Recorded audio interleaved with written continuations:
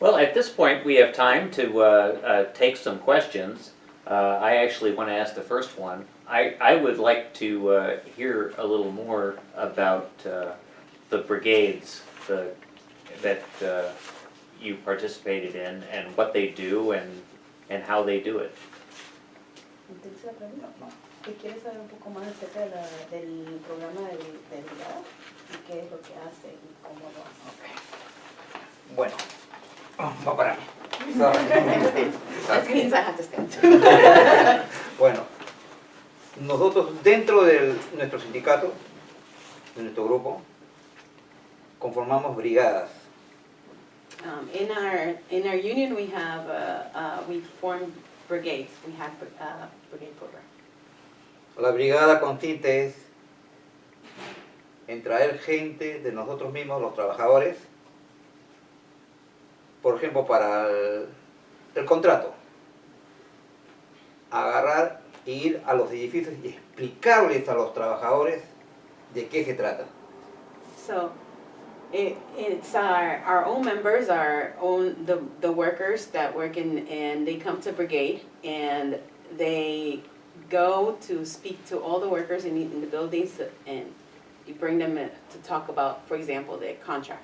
And you explain to the workers at each building the importance of the contract and what it's about. Después agarramos y salimos a explicar, inclusive nuestros compañeros y al público en general también. So we explain and we tell them to our coworkers and to the general public about the contract. Explícales nuestros beneficios que debemos ganar, los beneficios que no debemos de perder. To tell them about the benefits that we should win and the benefits that we should not lose. En este contrato, por ejemplo, las grandes compañías que nosotros trabajamos querían quitarnos días de enfermedad, querían quitarnos, incluidas hasta vacaciones, querían quitarnos la forma de expresarnos nosotros, que no podíamos ya hablar, pedir lo que necesitamos. So in this contract, the companies were trying to fight or take away sick days, vacation days, or even our voices to speak up, our right to speak up as workers. Salimos a hacer mitis. Normalmente lo hacemos a un parque cercano a nuestro local. Reunimos a toda nuestra gente, le explicamos, decimos vamos a luchar, porque nosotros necesitamos por el bien de nuestra familia. And we ended up doing meetings and rallies in the parks around DC, and we explained to them that we have to fight, that we have to speak up, and that we have to stand up for what we deserve. Porque las compañías se jactan de decir que ellos nos pagan bien, que nosotros no debemos ganar ese sueldo que estamos ganando, porque para ellos somos podríamos decir, una raza mínima para ellos. Because companies sometimes love to claim that they pay us too much already or that they pay us well, and that we make too much money, and they like to keep us at the minimum, or they would like to keep us at the minimum. Hacen que los mismos supervisores marginen a la gente, comiencen a subestimarlos, a dejarlos por los suelos, que digan, no, tu trabajo está bien y eso es todo lo que tienes que ganar, no puedes ganar más. They make the supervisors make the workers feel like put them down or to say that your work is not worth. So, and that's what he says the companies make them do that. Habla un poco más. Ya. Entonces, la brigada consiste en que nosotros salimos a la calle a protestar, salimos a nuestros edificios a protestar, en unión con muchos políticos que nos ayudan, que nos orientan. So the brigade encompasses that to go to the streets, to talk to the buildings, to protest, to make some kind of protest, and to work also with politicians and other groups that support us. Nosotros llevamos encuestas a nuestros trabajadores. Llevamos encuestas preguntándoles cuáles son sus necesidades. We went to the buildings to do surveys about what are the needs for this future contract. Eso es un trabajo que cuesta mucho tiempo y mucha dedicación, porque hay que ir edificio por edificio, hablar persona por persona a veces. So that was a job that took a lot of time, and it took a lot of work, because we had to go to each building and we had to speak to individuals and explaining everything person to person. Sobre todo acá en Washington tenemos más de 5.000 trabajadores. Yeah, especially here in DC, where we have more than 5,000 workers. 5.000 asociados que hay que hablarles, que están llevados por el miedo del supervisor que los voten. So about 5,000 workers that, sometimes are scared to speak up because supervisors are telling them they shouldn't speak to the union, or so we go educate them. Yo ya tengo 5 brigadas y cerca de 4 contratos trabajados con la Unión. I've done about 5 brigades and about 4 contracts that I've worked with the union. Hay muchos compañeros como yo There's a lot of other coworkers like me que quieren luchar, quieren vivir ganando un sueldo justo. that want to fight and want to live making a fair living wage. Porque hemos venido a este país a progresar y a trabajar por este país que nos abrió la puerta. Because we've come to this country to make progress and to contribute to this country that gave us the opportunity. Esto es todo. No question. Thank you. Okay. But I'm sure some other folks have some questions for our panelists, and I want to put it open to questions. My question was, Mr. Salazar spoke about how he was involved in his church and the local parishes. I'd be curious to know if you felt supported by the church at large outside of the encyclicals or Catholic social teaching documents, if you felt supported by the local parishes, by the archdiocese, by the local church in this request.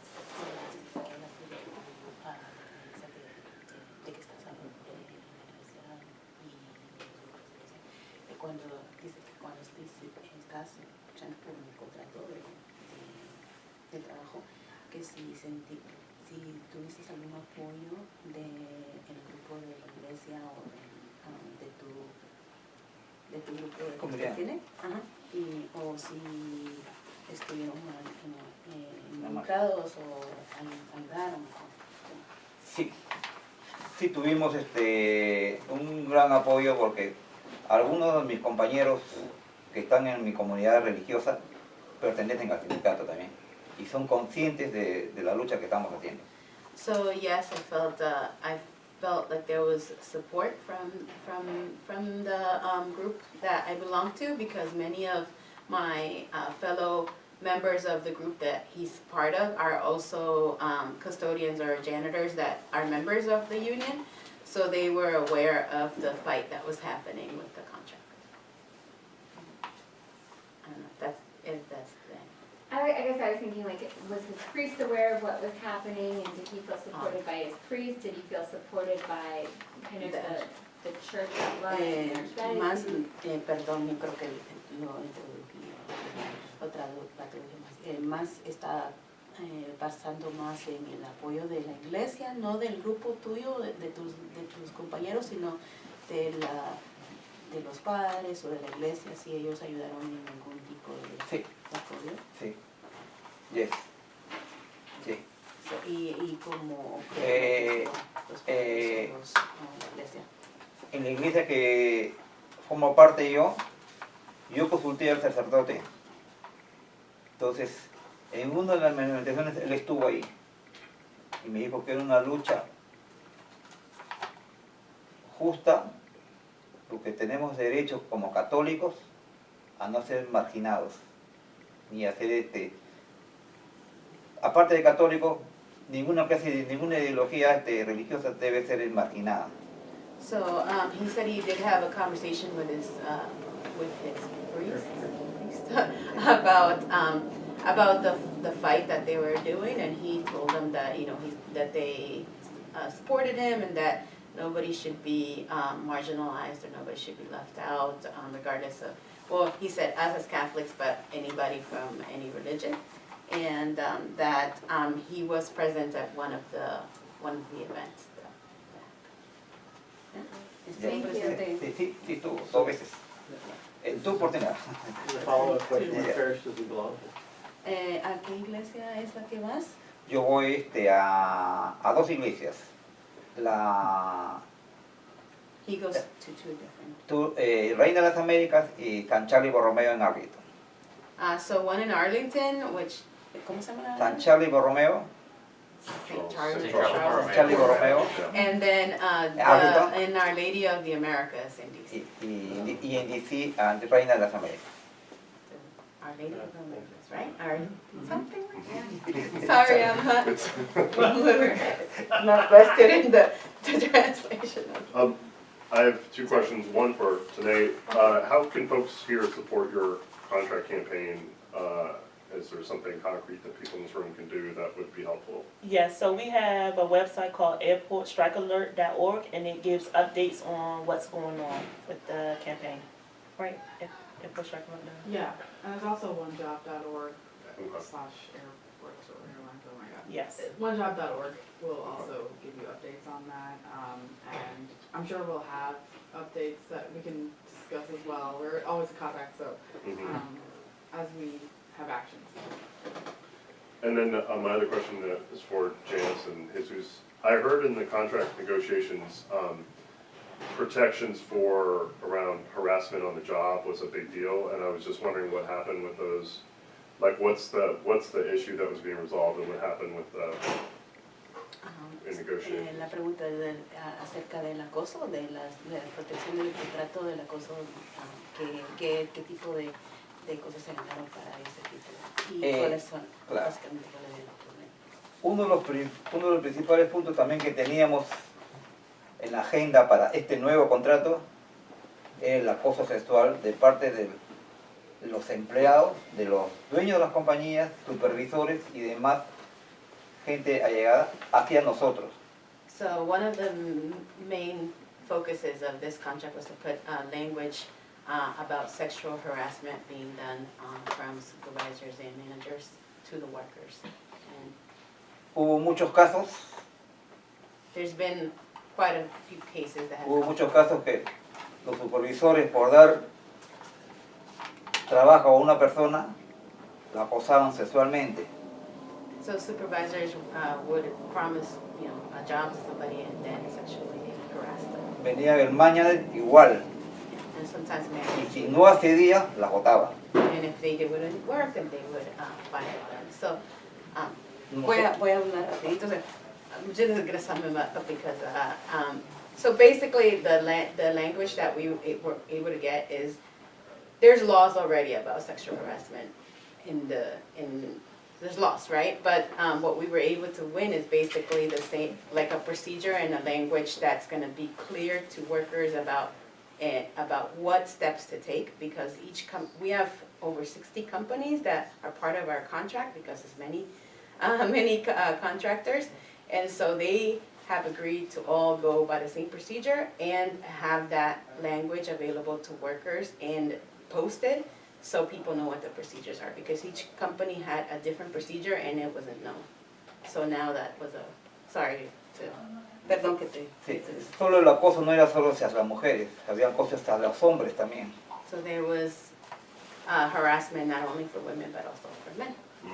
Y la única solución era, And the only solution was... la única solución era denunciarlos. Pero la gente tenía miedo de denunciar, miedo. So people were very scared. People were scared, and so that's also the focus of this new contract, of telling people, making people aware that they can speak up. Go ahead. Sorry to add to his, Sorry. adding my... Yeah, hi everyone, my name is Tom Killeen, I'm a business representative for Sheet Metal Workers Local Union 100. I'm also legislative director, and I cover both Maryland and Virginia. We have over 3,000 members. But I guess for today in your union, I guess the question I have, do you guys have any legislation in Virginia this, session, or maybe something for next session to help the workers out? And maybe, I was just in Richmond today on a bill that we had, two-person crew bill on trains. That's, we have a transportation division also besides sheet metal workers. But I just want to know if there's any legislation that you have in, or you're thinking of putting any legislation in to help these folks. Tanya, you know anything about this or no? Okay. So our main focus is going to be right to work and reversing that.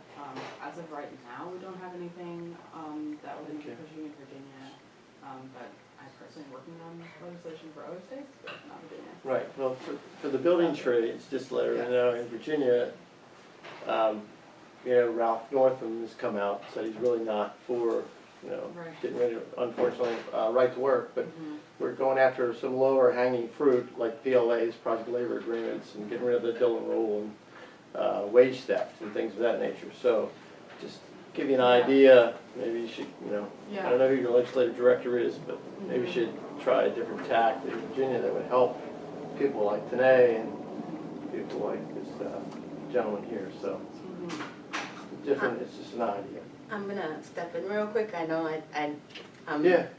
I'm his rep. Okay, and I thought work you in were the the translator, commercial. I'm sorry. I'm his translator, Yeah, but okay. I'm also his union rep. I work for 32BJ, Yeah. and so we represent.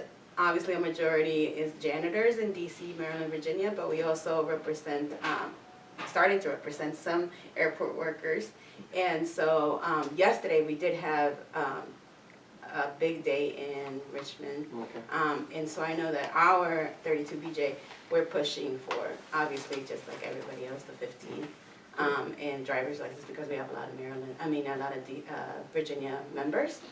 But I know that that not only working through that, but also working through the MWA. I think that there's MWA is the Airports Authority. The airport authority, and I think we've been able to get a couple of increases there with Renee here, but striving towards. So trying to think the tactic, I think Unite here does the same thing. Is going not only through legislative, but also through the M1 thing. Getting slowly there, but not fast enough, But today you were at the MR meeting, if you wanted. You were at the MR meeting, right, about the legislation that was passed, right? I wasn't at the meeting, but, No, at the meeting with you and the MR board. oh yeah, the director boards of NY, last year, we had a meeting with them where, a couple of them came and heard our stories, basically trying to demand them to support to raise the minimum wage at the airport to 15. And they've agreed to do it, but 2023. But that was our tactic throughout the summer, from the summer into the winter time, really was to go at the meetings when they had their meetings once a month and to let them know about the workers at the airport and what they're dealing with. And I might add something to the point about the lobbying as well, and also reflecting on the question about support from the church. Yesterday, Keith and I, along with Father Bob Solinsky, representing Bishop Burbidge of Arlington, rode down to Richmond with the janitors and with the hotel and food service workers to lobby for a $15 minimum wage. And Father Bob went around with the workers and presented the church's support for seeing a $15 minimum wage in Virginia. So yes, there's a lot of work being done at the policy level. Good. Thank you. Are there any other questions? I had a couple questions for tonight. One is that when people go through airports, two things almost always happen to every airport traveler. One, they gotta go through the TSA security, and two, they make jokes about airplane food. And I wonder first whether that wounds you because this is what you do for a living, and whether that affects you in some way. And the second question is, you were late here because your boss made you stay late. Is short staffing a chronic thing in the work that you do? Yes, so to the second question, yes. Every Wednesday they have orientation, so like the turnover rate is very rapid. for the years that I've been there, it's been like a 50% like turnover rate, and it's because of the pay and the health insurance, and then the strenuous amount of work that you have to do. You're on your feet 8+ hours a day, with only like 3 breaks in between time. With the first question, does it affect me as far as with the food? No. It's not your fault. Should have made the menu, right? This is also for Tenae. Yes. How